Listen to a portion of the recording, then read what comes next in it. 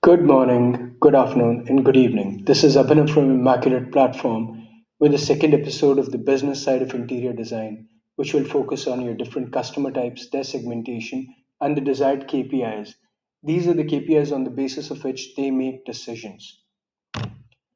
Let's first start with the high level trends as we always do.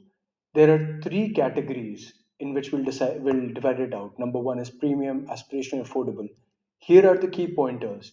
Ticket size is increasing while the quantity is stable for tier one city premium home customers. Ticket size is going all the way from 18% to 20%, and they're looking for bespoke designs rather than something off the rack. In tier 2 cities, the ticket size is going up, but not that much. But the whole game is in the quantity of projects, which is 15 to 18%. Aspirational homes, which is about 1 to 2.5 CR homes. In tier 1, the growth is there. It's a consistent growth. It has been the same trend for the last couple of years, but the ticket size is growing at around or just a little bit above the inflation rate. In the tier 2 cities, that's where the real game and the real fun is. Quantity of projects is growing at a fairly strong pace. In fact, if you look across the board, there's the highest growth quantity of any segment anywhere. Right? So it's 19 to 22%. And the ticket size too is growing at a fairly fast pace. That's 10 to 12%, pardon me. Now, in tier 1 and tier 2 cities, in affordable segments, we see a reverse trend. The quantity of projects is going down. There is a market saturation. And the ticket size is increasing, but it's not keeping up with the inflation.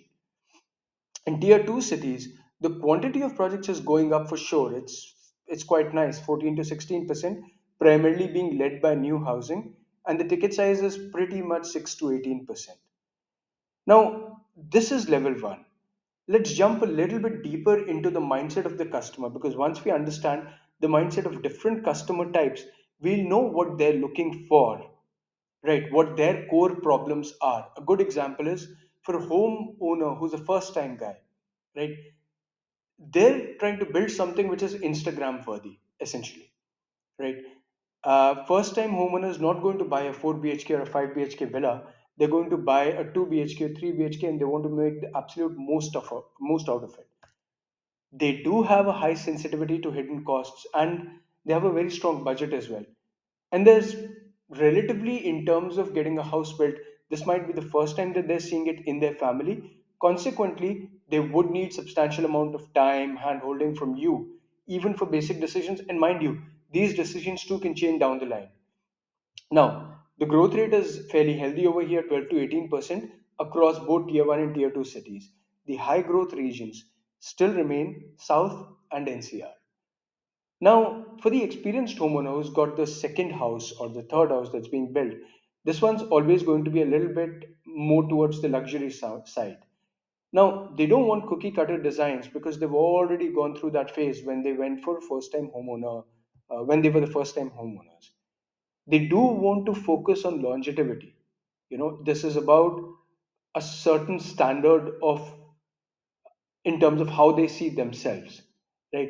They do look for finishing which are beyond just looks. Maintainability too becomes a core point for them. This is more long term thinking, and they do want peace of mind. They're willing to pay higher for an established firm, established company, right? Whether it is at an interior designer side or it is at the side of the kind of tiles you use or furniture you use or even wood that you use. Now, there's a fairly nice CAGR here, 8 to 10% growth. And the high growth regions, always with luxury, are always going to be Mumbai and Pune. Now, there is a third sector segment who are doing an existing home refresh. A lot of these are around the Gurgaon areas because the new houses that they were planning on purchasing suddenly grew at a 20%, uh, in terms of the purchase price. So consequently, now they want to do a refresh of the entire home, or alternatively, there are a lot of customers which also fall into this who want to do just a plain modular design, which we'll look at a little bit later, right? So they're already living there, this means, in the house. So therefore, they want minimal disruption and, of course, a speed of execution. You have to be careful here that because they're living, that means they're going to review the house every day, review progress every day, and the decisions would change as well. So keeping them aligned to their own decisions is going to be a key challenge. The growth rate is very healthy here, extremely healthy, 15 to 18%. And the highest growth regions are, like I said, Gurgaon, North in general, and West. The focus is tier one cities. Now, from here, let's go to three far higher growth segments, and these are super crucial for you to grow as a company. Now, number one is people who are planning on doing resale. Now, they're doing a renovation purely to increase the charging price to the buyer. So that means every rupee that's spent has to directly correlate with the perceived increase in the property value. Second is they're also very careful about structural safety and compliance. Dealing with aging walls, dampness, none of that should be visible.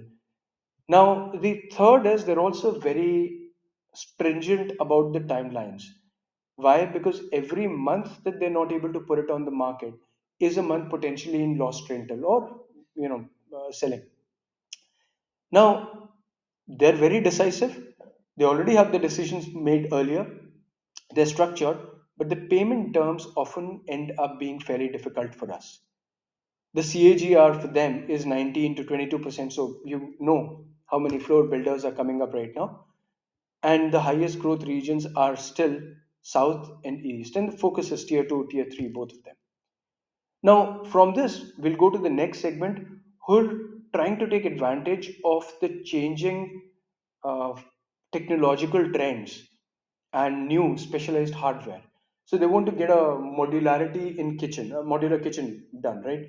Or alternatively, they want to have a far more high-tech home, smart home, right? So for all of these things, so it's a partial home refresh for a particular kind of an area, right? Now, this segment is also going to change its mind, right? But at least they're highly educated because they have had patience, they've looked through things, and they now know what they would like to have done. So at least their decisions are not going to change. They will also make speedy decisions. There will be a quick turnaround, but there will be high interference because they're probably looking uh, already every day because they're living inside the house. The CAGR is at 20%, 24%, and it's growing pan India, right?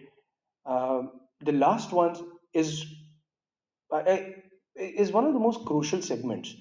Now, it's also seeing the highest growth.